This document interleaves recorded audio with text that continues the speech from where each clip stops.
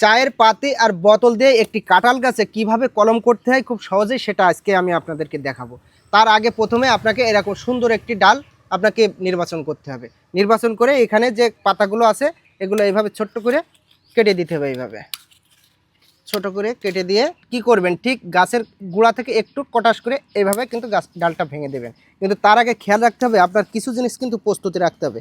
যেমন একটা কাটার রাখতে হবে, পটটা অবশ্যই এই মুখটা কিন্তু কেটে রাখতে হবে, এইভাবে সুন্দর করে প্রস্তুত করে রাখতে হবে, এইভাবে যাতে লাগানো যায়।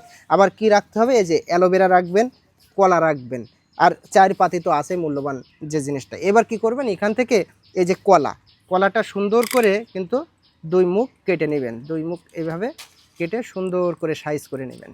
নিয়ে এই যে ঠিক একেবারে এই মাঝখান বরাবর এইভাবে ঢুকাই দেবেন।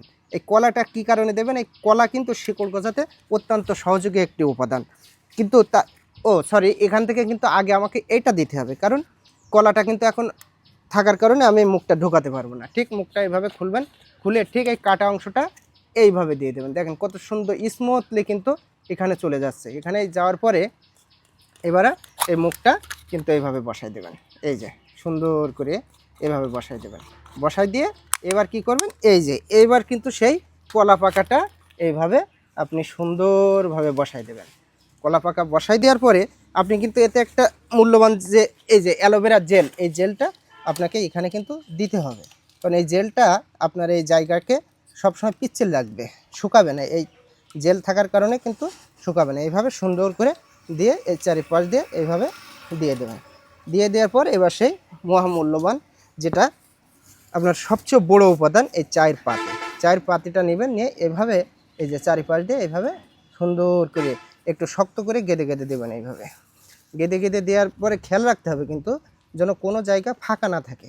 যদি ফাঁকা থাকে তাহলে কিন্তু সেখানে শুকিয়ে যাবে। এরপরে এইভাবে দেওয়ার পরে আপনি পরিপূর্ণভাবে এইভাবে দিয়ে দেবেন। এই যে দেওয়ার পরে এখান থেকে এই মুখটা নিয়ে নেবেন। মুখটা নিয়ে খুব সুন্দরভাবে এভাবে ঢেকে দেবেন। ঢেকে দেওয়ার পরে দেখবেন যে 15 থেকে 20 দিন পরে ঠিক এর ভিতরে কিন্তু শিকড় গজায় গেছে। আর শিকড় গজানোর পরে তারপরে আপনি কিন্তু এখান থেকে যখন গজাই যাবে তখন কিন্তু ঠিক এইভাবে কতদিন পর কাটতে হবে এখান থেকে? 15 থেকে 20 দিন পরে এটা এখান থেকে কাটতে হবে। আর কি পানি দেওয়া লাগবে?